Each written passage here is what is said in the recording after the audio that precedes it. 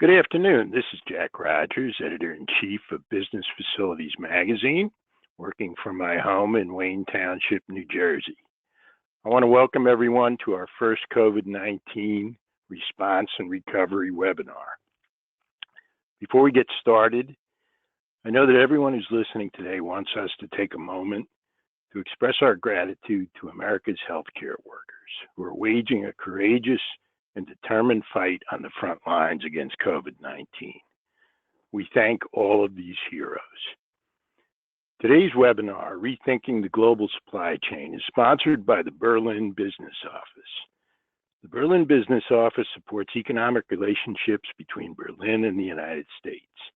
The Business Office acts as a first point of contact for Berlin, connecting American companies looking to enter European markets via Berlin and Berlin companies aiming to enter U.S. markets. Before we get started, just a couple of housekeeping items. You'll note the control panel on your screen. This is where you can submit questions to us. You use the question box on the panel.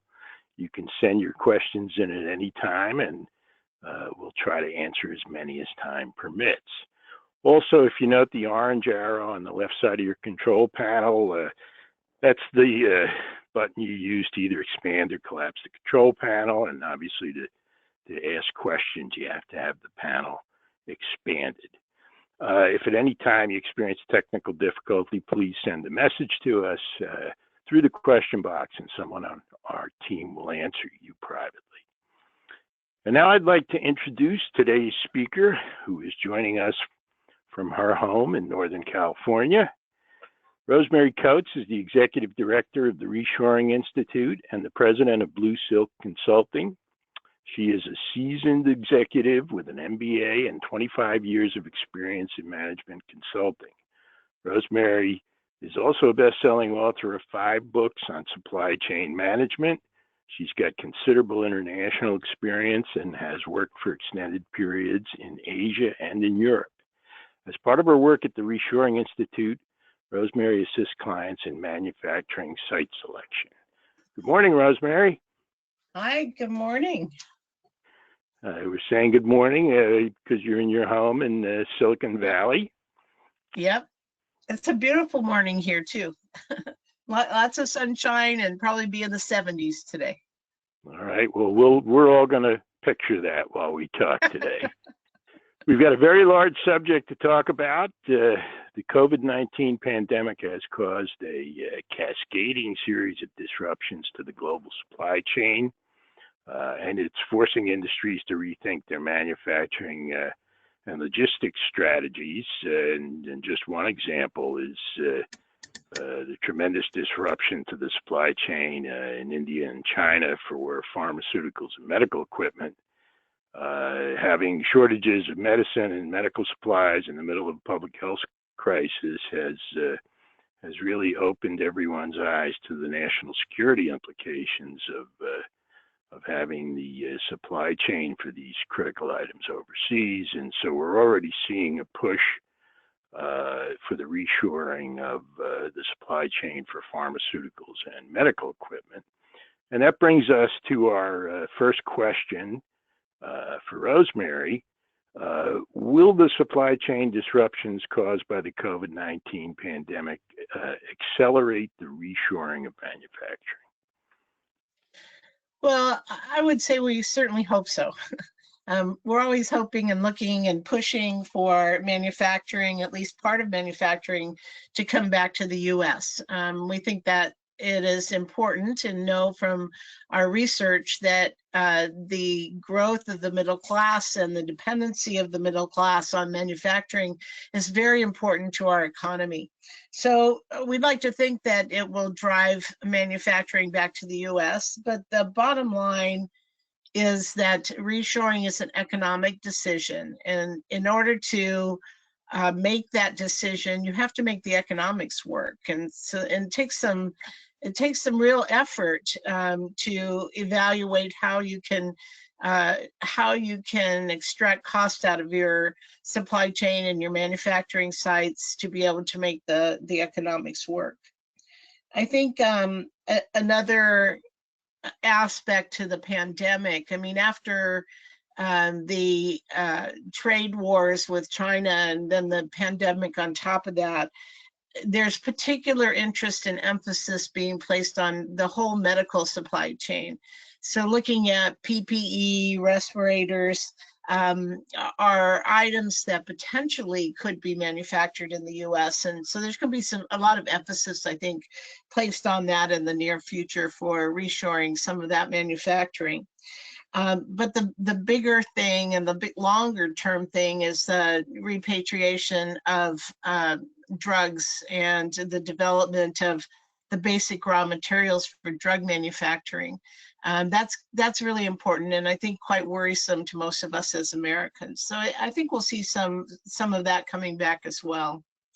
But it's a long, hard road to get to that place. So do you are you seeing during this disruption of industrial supply chains, particularly in China, are you seeing industries begin to the planning to actually relocate their manufacturing out of China? Well, yeah, that's what we hope for. So right now, an awful lot of companies are just trying to survive and figure out how they get through this period and reduce cost enough so that they can, in fact, survive through this period and come out the other end with some kind of operation. I think we have put together a series of workshops for companies that are reevaluating their global supply chain. So some of our clients are starting to talk to us a little bit about forward strategy. I think, it's going to take a few more weeks before they're really there yet. I mean, this is painful to get through for all of us, not only those of us staying at home, but manufacturing companies. And I think we have to get through that a little bit more before they start forward thinking about the future and the future strategy.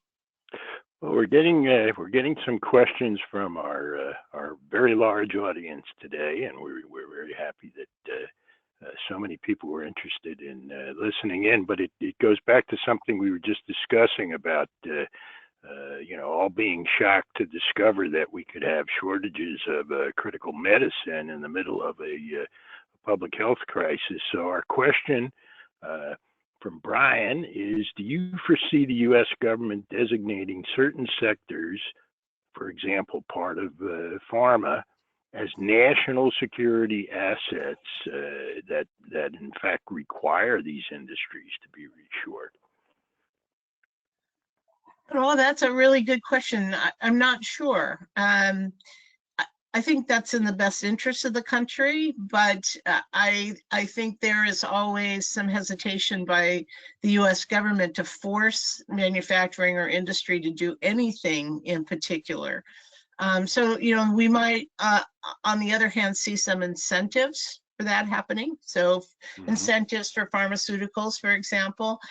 I'm not sure there's going to be legislation or forcing of that to happen, but rather accommodating it as with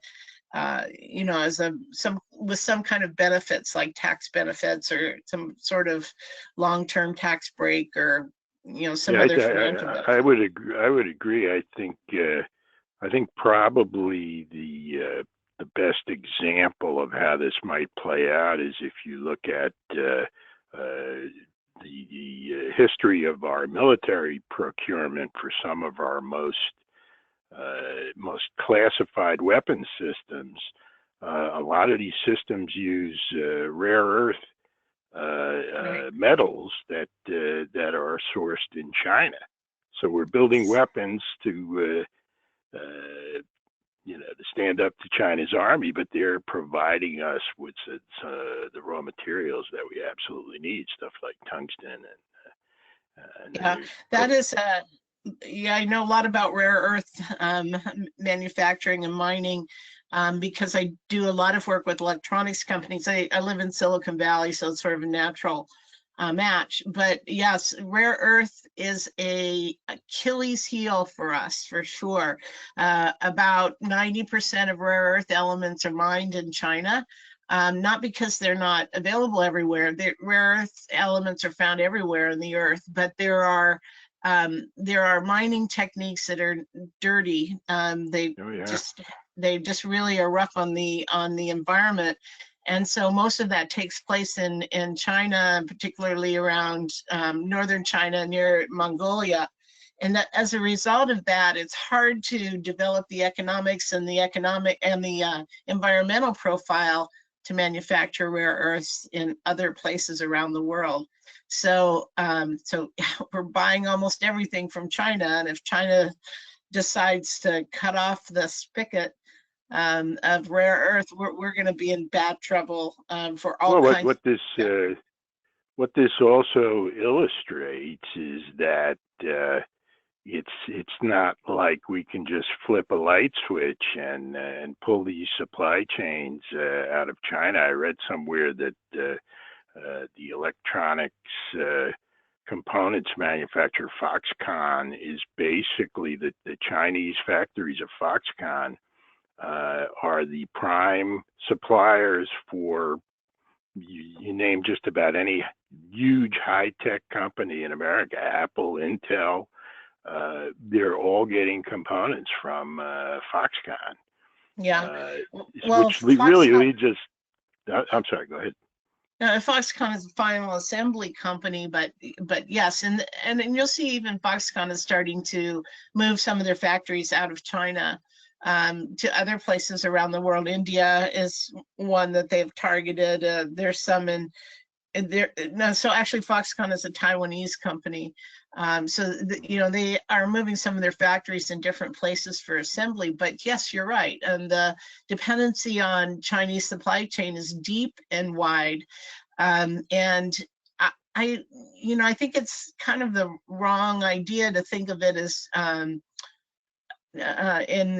either we source from there, or we're in trouble, or we should bring everything back.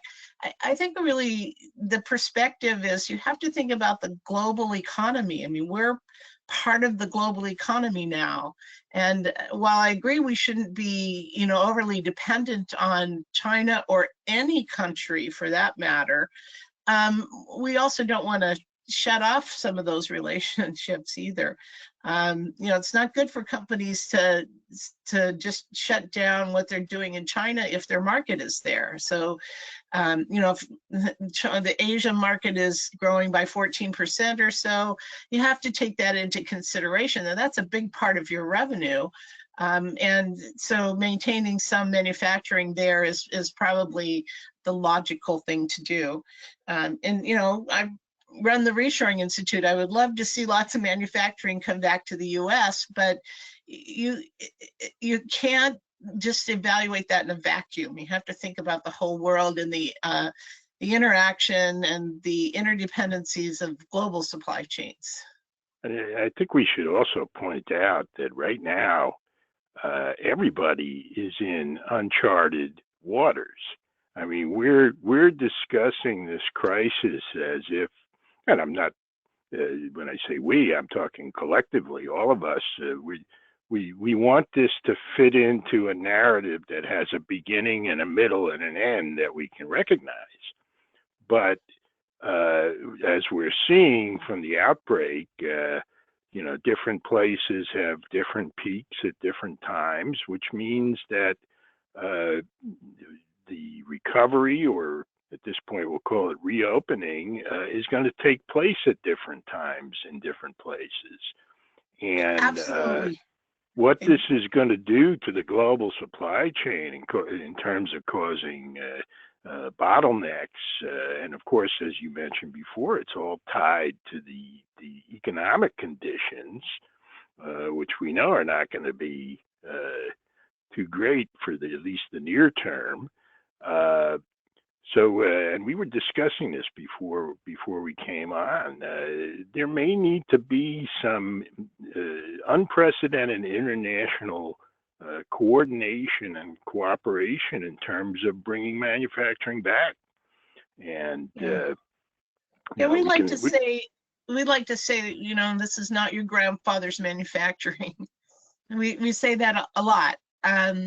Because you can't think of this as going back to 1960s. I mean, the genie's out of the bottle. We need to think differently. We need to think globally with respect to benefiting the United States when we can, because we live and work here.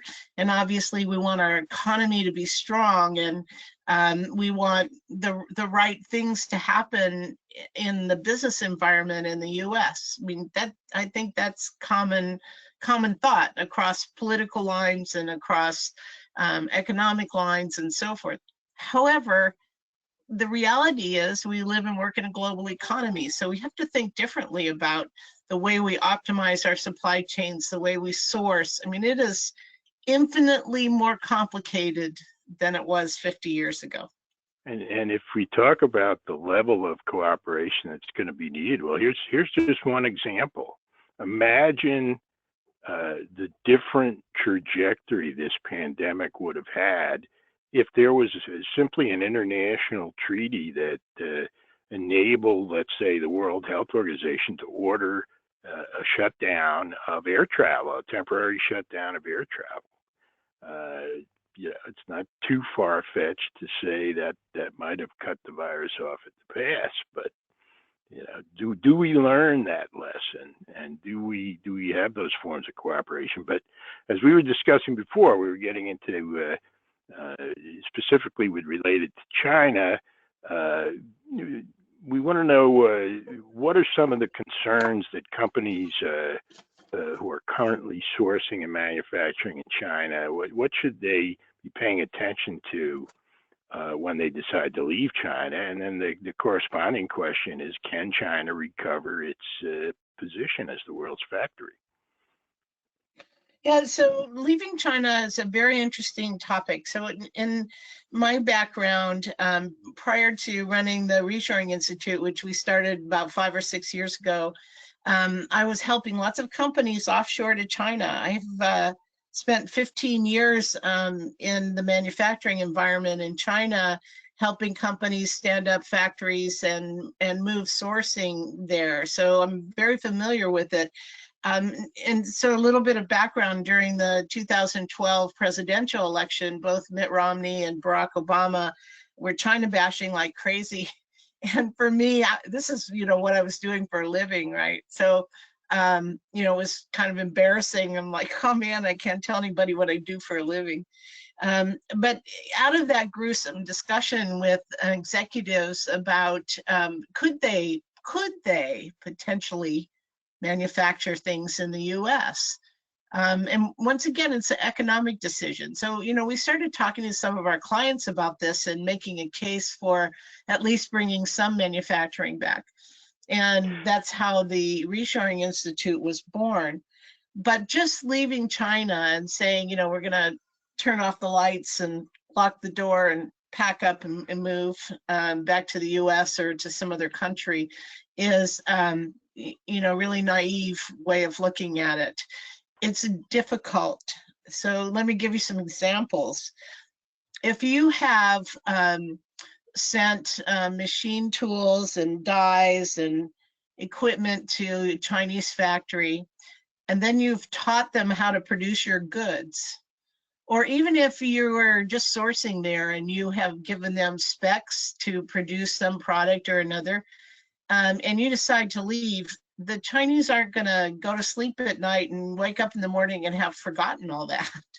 They're going to remember, and they're going to go to work, and they're going to, especially if they're producing the dyes, they could just change the name of the product and keep producing. Exactly.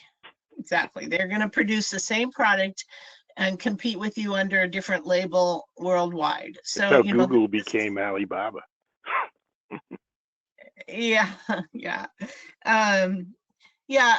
So you're going to be competing with them on the world stage. So IP theft is very important, and that's what we're talking about here. Is when they steal your IP because you've given it to them, you have taught them, right? Getting your tools and dies are never gonna get those out of the factory in China, even though in your contract it may say you own them. Once you have shipped that kind of equipment to China, they consider it part of their infrastructure in the factory. And the Chinese government government, frankly, won't let them export it to you. So that's gone. You're going to have to write it off. Most employees in China are on employment contracts. So once you hire employees, they're on typically a 1 year or 2 year employment contract. And if you decide to shut your plant down, you have to pay out all of those contracts. That's always a big surprise to my clients when I say, you can't just leave and lay everybody off. You have to pay them, you know. Just So shut the lights off. yeah, it's a big chunk of money. And then sometimes you have to get a permit to leave. You have to get permission from the Chinese government to shut down your factory. Now, sure, you could jump on a plane and not do any of that. But you'll never be permitted to go back to China then. You'll be on a blacklist. And if you consider that the Asian market is a high growth market, you know, the middle class is growing, you know, by leaps and bounds, and you're probably going to sell to China at some point in the future. So you don't want to shoot yourself in the foot and not be allowed back in. You know, you want to do things that are legal and proper if you're going to leave.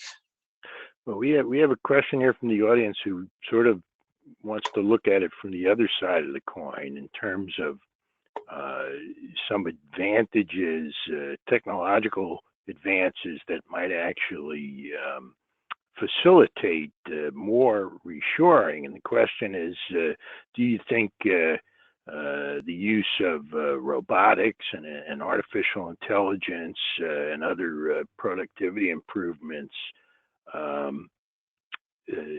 are helping to enable reshoring of industries by leveling the playing field in terms of eliminating the wage advantage in Asia?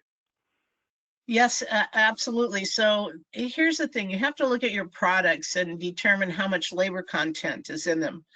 If you have a lot of labor content and you can extract that labor cost by automating production, then we can put together a pretty good economic case for bringing manufacturing back. If you have a low labor content, and you know most of your production is by machine works, then it's really hard, much harder to make that case.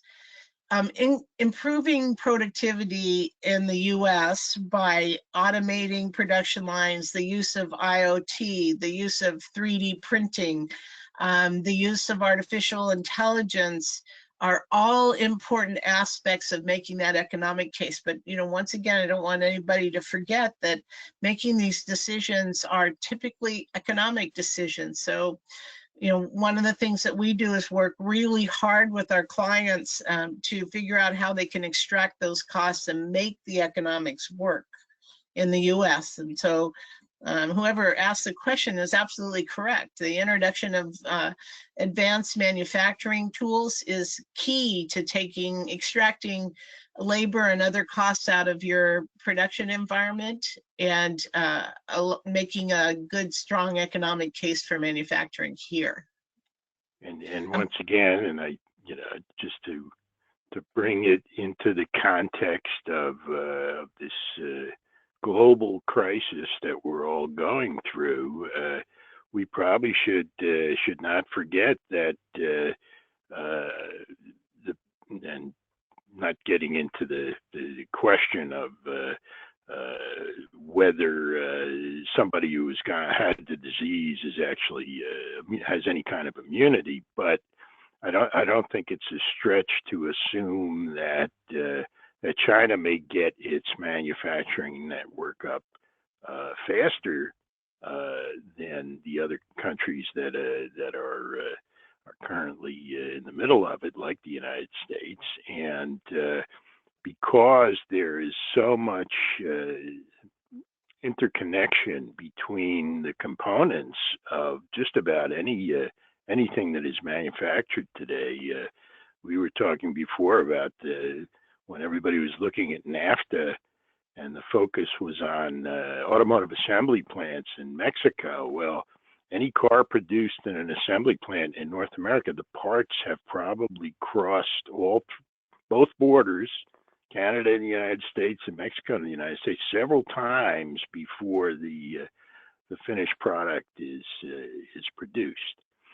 Now, moving away from China, we're interested in knowing whether you think that in the wake of the pandemic, we're going to have to see some new processes and adjustments for global logistics, particularly in terms of safe handling protocols for food shipments and other commodities. Yeah, I think food shipments, other related health and beauty care products, those kind of things are all going to be suspect until we can positively identify safety and sanitation processes. But in manufacturing in general, I think we're going to see some changes as well. We're going to see some social distancing on the factory floor. People won't be working elbow to elbow.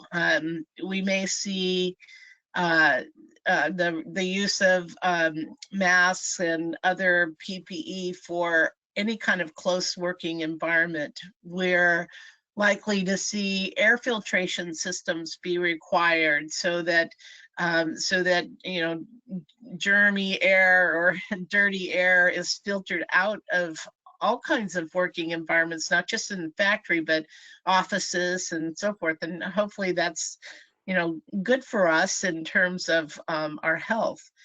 Along with that comes environmental regulations, though. And while, we were moving in that direction over a number of years, of course, that the Trump administration has rolled back a lot of those environmental regulations. So we're caught in between, I think, at this point, to try to determine what the best route forward is for our own health and safety, as well as the environment in the future. Well, here's a question from the audience. Do you think companies will do a toe in the water approach where they'll add assembly or manufacturing in the U.S. but not shut down completely in China? Yeah, I think that's a very good strategy. I would say, and maybe not just a toe in the water, but a more global strategy. Sometimes we call it China plus one. So you may have a manufacturing site in China, and then you decide to move or to make a second factory somewhere. Maybe Vietnam, although Vietnam is kind of full right now. There's a couple problems with Vietnam. They only have 90 million people. And the factories are all... Is it true that there's actually, I know it's hard for people to believe this with such a large population, but isn't it true that we're actually starting to see some labor shortages in China? I don't know about labor shortages. I would say, so here's the thing. China has a policy that's in place right now, and a process, a strategy called Made in China 2025. And it is to be able to label products made in China 2025, but it's also moving up the curve of automation and shedding the low cost production that they built their economy on. So like 23 cent an hour t-shirt production, we don't want that back in the US. If we were to do that, then, and it doesn't pay a living wage, we'd have to supplement people's income. And then we create a welfare state. So those kind of things we don't want back. We need to, and China is the same way. We need to shed those to low cost production environments in Bangladesh or in other parts of Asia or in Africa, where 35 cents an hour is a sustainable middle class wage. So we have to look at this economically, and yeah, the China, the wages are increasing, although it's still about maybe 25% of the wage rate in the US, so it's really low still, but they're moving in a different strategic direction. So all of these issues, so the one thing that I want to emphasize is that all of these issues are complicated. It's not as simple as our politicians tell us it is. There are complicated decisions in terms of evaluating the total cost of ownership, the economics of automation, the risk of leaving your IP in China. There are all these different aspects of the decision that need to be considered before a decision is actually made for the benefit of your company. And I think it's probably, I mean, we want to hesitate to make any firm predictions. As I said before, we're all in uncharted waters, but I think it's probably fair to predict that we're still going to see some pretty significant supply chain disruptions continuing into 2021. Do you agree with that? Yeah. So here, think about this. The city of Wuhan was closed down for 6 weeks or so, plus Chinese New Year. So effectively a couple of months. And most supply chains around the world are practicing lean techniques, which means they're taking as much inventory out of the supply chain as possible and increasing the velocity of the flow. So making things go really fast, but keeping it lean and very little inventory. When Wuhan shut down, it's a big, the Hubei province is a big automotive center. But, you know, as we all know, automotives include electronics and, you know, all kinds of component parts. So the first thing that happened was not only were they making automobiles in Wuhan, but they were supplying parts to all these other automotive companies around the world. And within a week, the Hyundai plant in Korea shut down because they couldn't get parts out of China. Within, 10 days or so, there was a ripple effect on electronics in southern China, in the Pearl River Delta, Shenzhen and Guangdong and Guangzhou and Dongguan and Shenzhen, which are the big electronics manufacturing cities. And so, they had a ripple effect, and then their factories shut down. As a result, so, most companies, let's say in the US, have 30 to 60 days worth of inventory of raw materials and parts in the pipeline, either on their own site or they have the ability to get it quickly, 30 to 60 days. So that was roughly, February. And so 30 to 60 days are going to burn through that. And now, there's less demand, but burn through that in a couple months. So here we are in about to go into May, and that's when we're going to start seeing the shortages from the factories in China who are not producing anything for 2 months. It's a chain reaction. It's a chain reaction, exactly. So I think, we're going to start seeing those shortages for a while. And then with the economy the way it is and so many factories shut down, we're just going to be in this bullwhip effect where, there's going to be shortages and shutdowns and changeovers.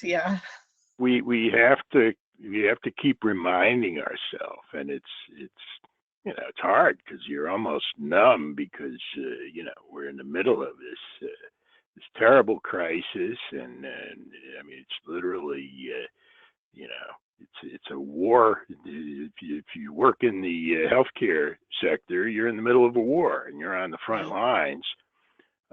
So sometimes it's easy to forget that this is also an economic catastrophe, unprecedented economic catastrophe. Yeah, and I think the one thing is so important is that companies have a plan B and a plan C. Now, and I always talk about this to my clients, and sometimes they poo-poo it and hum, and yeah, we'll get to that. But you can see in a disaster like this where it's so important, you need to be able to move production to a different factory. You need to slow down production or speed up production, depending on what you're making. Changeover, apparel companies, for example, across China, they've quickly changed from making dresses to making masks, so those kind of plans and knowing where and how you could do that is so important and should be very, very important going forward, that you have a plan B and a plan C that you could potentially execute. Yeah, and I think it's going to sound glib, but the law of supply and demand, just like gravity, hasn't been repealed. I mean, you look at what they tried to do in the oil industry to stabilize the collapsing price of oil. So they agreed to cut production, but it's still collapsing because there's nowhere to put the stuff. I mean, the minute the prices came down, we filled up all the ships. Everybody filled up the capacity, but the tank is full and nobody's buying the stuff. So exactly. I was thinking about that the other night. I don't think I've been to the gas station in about 6 weeks. Well, it's one of the most irritating things of being locked inside is you got $1 a gallon gas and there's nowhere to go. Exactly. Yeah. Now we wanted to. One of the things we wanted to try to do today was to identify some of the trends that may be accelerating, things that were happening before the pandemic, but may end up being accelerated. And in particular, it's what people in the industry call localism or local to local. So the question is, will the disruptions caused by the pandemic and the need to minimize risk, everybody's looking at risk in a different way, will these accelerate the trend toward localism in terms of the supply chain? Yeah, so we call that local for local. And that means that you're manufacturing locally for your local customers. So you may be manufacturing in the US for the US market. So let me give you an example. I have a client in the water purification business, and they're headquartered in Europe. They had their manufacturing plant in China, and their growth market was the US. So we worked with them over about a year almost to find a location in the US where they could actually assemble their products. We looked at multiple locations and visited sites and made a determination, where they might be able to manufacture. And in addition to that, we looked at their supply chain. So we took the top 20 parts by value to determine if we could find sources in the US, because they were sourcing all their parts in China as well as building the product there. So, it's that kind of thoughtful evaluation and projects that companies need to go through now. Can they assemble, and that may be because you're still dependent on foreign supply chains, but can you assemble here in the US for the US market? I mean, it makes sense logistically as well as sustainable production in the US for, you're closer to your market, so you're not spending so much energy and so forth. So there are, a lot of decision points there as well to maintain or to establish or expand your manufacturing in the US, but also keeping an overseas site for production. Because as I said before, you don't want to cut off a market because you're selling globally, right? So you want to make sure that you have production in places where you're actually selling your product. And that's what we call local for local. And just on the subject of risk management, we've got a question from Jeffrey Wu. One of the lessons learned from the financial crisis of 2008 was diversity of supply chains. Institutions had a prime broker who they bought and sold through, which concentrated risk to a single counterparty. I do not hear anyone talking about sourcing from 2 or more independent locations, e.g. Vietnam and India, to reduce the risk, even if cost might be higher. I believe this would be marginable and absorbable.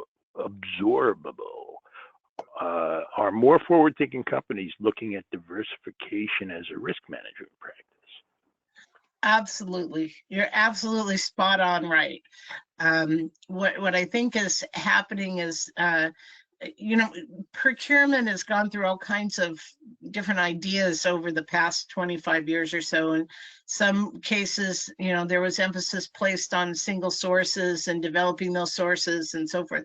But I think these past, you know, not only the tariffs on Chinese manufactured goods, but the steel and aluminum 232 tariffs around the world, as well as now the pandemic, have taught us that we need to have a diversified supply chain, even if there's more expense involved. So, you know, having a manufacturing plant in China, establishing some manufacturing in the US, maybe having an alternate plant in Malaysia or another site in Mexico. And they don't all have to be chugging along at the same rate. You might have, you know, a smaller operation somewhere like Mexico, or even a smaller operation in the US. The thing is to have the ability to be flexible enough to move production to different places, to minimize the risk that you're taking in case of a disaster. You know, and disasters can be things like hurricanes or tsunamis or earthquakes, or, you know, any number of things. So diversifying to avoid those kind of risks around the world, I think, is very important for continuity of your business.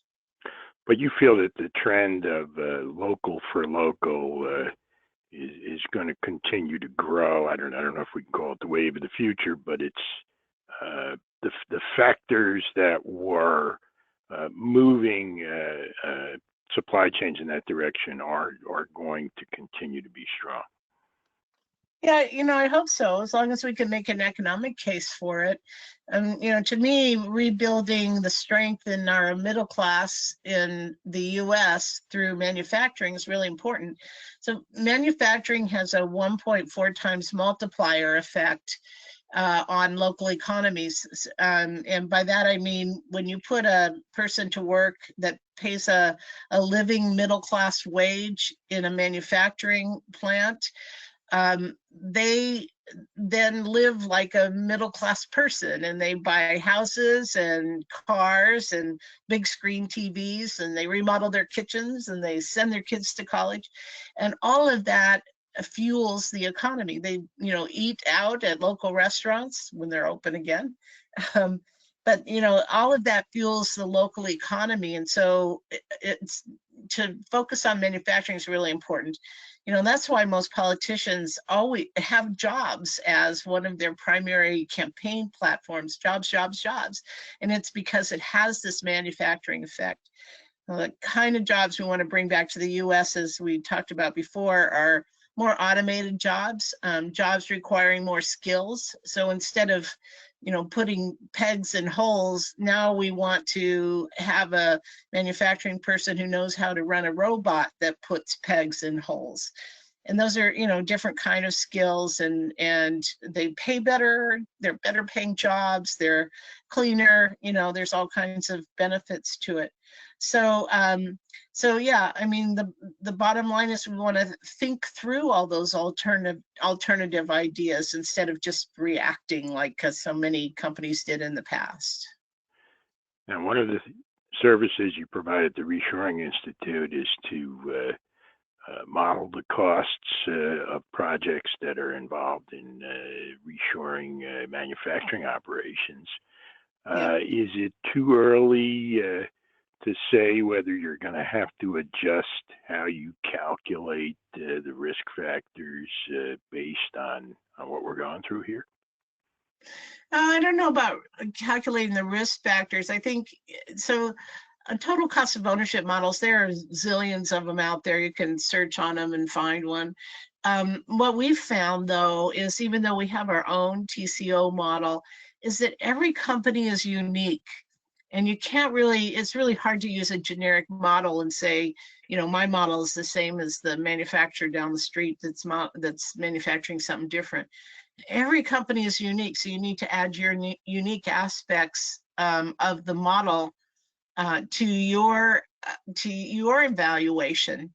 And you know, we help lots of companies do it. We have a book called Reshoring Guidebook. that can help walk through those steps. But there's more to the decision than just the cost modeling. You need to think about, are there additional incentives available to you from state and local governments? Is the workforce skilled and ready to go? We have some horror stories about companies that build a factory in a location where there was relatively high unemployment, but what they found was the people that were there didn't have the skills to work in the factory, because the factory's different these days than it was in the past. So, there's that. There's, the benefit of made in USA labeling, that we know you can get a premium on products that are made in the USA if it's truly a made in USA labeling capability. And that's a little dark territory too. And just to warn everybody, we have some stuff on the website about labeling, but assembled in the USA versus made in the USA is a federal regulation, and you need to know about that. But there's a premium to be had for that. There is, a lot of PR, right? If you can say, wow, we moved our plant back from China and here we are in the US and we've put all these people to work. I mean, there's a lot of good PR there that's very valuable. There's, it's, bottom line is the right thing to do for the American economy if you can make it work. So lots of benefits. And just in mentioning modeling, one of the more interesting things, I mean, let me just preface this by saying everybody has had to step up to the plate and adapt the tools and services that we have at our disposal to the crisis itself. So today you're seeing economic development organizations across the United States they become conduits for the small aid, the small business funding, and federal, state, and local grants. And in terms of modeling, we're seeing the traditional economic development modeling tools, which in happier times are used to determine the positive economic impact of a project. These are the tools that are used to create the economic development estimates we use for our annual Deal of the Year contest. Well, these tools are being used to calculate the impact on certain industries and locations of the crisis itself. And I think we can all agree that one of the weapons we've got to do a much better job of deploying during this war with this virus is to marshal data and understand exactly what's happening in real time, not just in terms of infections, but also in terms of how we recover. And certainly the supply chains are going to be in the middle of that, and which brings us to sort of the flip side of the local for local question. Is this crisis, is this the end of globalization? No way. That genie's out of the bottle. Yeah, we live and work in a global economy. And we're never going to be ethnocentric and shut down our borders. We can't. We're too interdependent on global supply chains. And, just think about 20, 30 years ago when we didn't have the internet, and how sort of dark that period was. It's sort of the dark ages. And now, we can go and look at a supplier in Wuhan, China, if we want to, just by a few typing a little bit on your laptop. I mean, the world is open, interconnected. We travel all over the place. We work with suppliers all over the world. I mean, there's no way we can ever put that genie back in the bottle. And I think we need to embrace it and work with it in smart ways. Well, it would be I'm not even going to use the word ironic. I mean, it's in terms of common sense. If there's one thing that this crisis is teaching us, is that We've got to cooperate with each other all over the world. We have to communicate better, and it's sort of a species-wide challenge here. Well, we've got to act like we can work together in order to prevent this from happening with the kind of destruction that we've seen this time. Just got a couple. I think we got time for one or two more questions from our audience here. Hal Stillman would like to know we're seeing a lot of small businesses jump into the fray to create the personal protection equipment, PPE, that our healthcare workers desperately need. And it has to be scaled up in case there are any more spikes in the epidemic. And what Hal wants to know is this going to spur a big surge in the 3D printing industry, and is that going to in turn make it easier to bring some manufacturing back to the United States? Yeah, I think 3D printing is an essential component. It's one of the things that we always talk about. It's that move towards automation and flexibility in manufacturing that's really important in making your decision.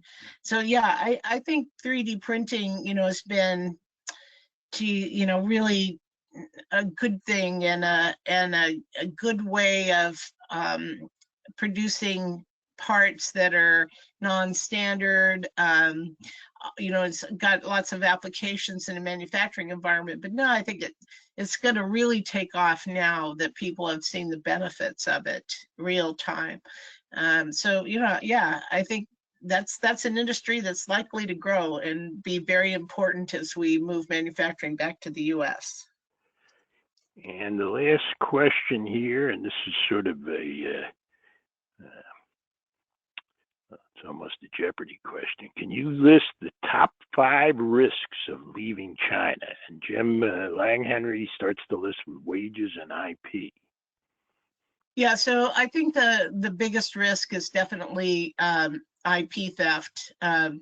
And it's not exactly like they're stealing it from you. You gave them your IP. You taught them how to produce your product. You taught them what products you wanted. So I think leaving it behind is the number one risk for sure.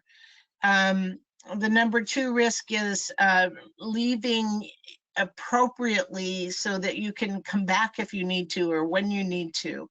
It may look like you want to get out of China. It's for all kinds of reasons, but you may feel differently in 5 years or 10 years. And, Chinese aren't going to forget if you just shut down your plant and left. So you need to do it appropriately and legally. I think the other risk that we talked about was your tools and dies.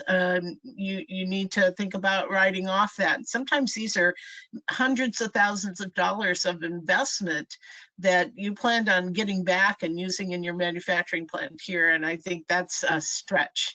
I've had to have a few of those conversations with CFOs that were unpleasant when I explained they weren't getting their stuff back. The employment contracts is another thing. So recognizing that there are going to be expenses that you hadn't really thought of. So paying out those employment contracts is another thing. Paying for a permit or getting a permit to leave is another thing. So these are all things to consider, but by far the biggest risk I think is going to be your IP, and you're going to find that the Chinese are going to compete on the world market with your product, just with a different brand name.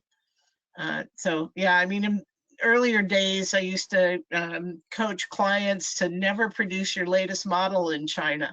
Keep that production in the US or Western Europe, but never ever produce the latest and greatest thing in China, because you're giving them your IP. You want to produce there a down rev or a previous product, but not the newest, latest, and greatest thing for that very reason. So there's some other strategies in China, but yeah, we can go into that at a later time. Well, I also think we should point out that China is also in an unprecedented situation here, particularly with the system they have there. I remember reading for several years that while we would happily embrace 6% as an annual GDP growth rate, anything under 6% in China is considered a disaster that threatens the social fabric. And now, for the first time, China, at least over the last 30 years or so, China is actually experiencing a severe recession. So my only point is that maybe the Chinese will start to see the benefit of truly integrating themselves into new and improved global organizations that will do a better job of making sure that countries don't take advantage of the global trade situation. Yeah, well, And I now it think looks. the Now, bigger go ahead. risk for China, a bigger risk for China is political risk. So, if there are there's a huge unemployment problem and dissatisfaction with the population, that's a political risk for Xi Jinping, because dissatisfaction leads to all kinds of things, riots and so forth. So, yeah, it's for those of you who are China watchers, watch closely because this is going to be an Yep. ugly period going forward. Well, it looks like we're out of time. I want to thank Rosemary Coates for a very informative and interesting presentation. And I want to remind everyone that Rosemary will be our keynote speaker at the 2020 Live Exchange, which is still going to take place at the Ballantine Hotel in Charlotte. It was originally scheduled for April. We've rescheduled it for September 27th, and of course, we're all hoping that by that point we can resume our business travel. I also want to mention that our next webinar in Business Facilities COVID-19 Response and Recovery Series will take place on Monday, May 11th. We're going to call this one The Road to Recovery. Incentives expert Aaliyah Newbold is going to help us navigate the federal, state, and local funding that is now available to businesses to help them keep going during the crisis and also to begin their recovery. And as I indicated before, many of these programs are being administered by economic development organizations. We want to thank our sponsors, Berlin Business Office, and a recording of this webinar will be available online at both the businessfacilities.com website and at the Reshoring Institute's website, which is reshoringinstitute.org. And with that, I hope everyone who is listening stays safe and stays well. And we'll talk to you all again on May 11th. Good afternoon.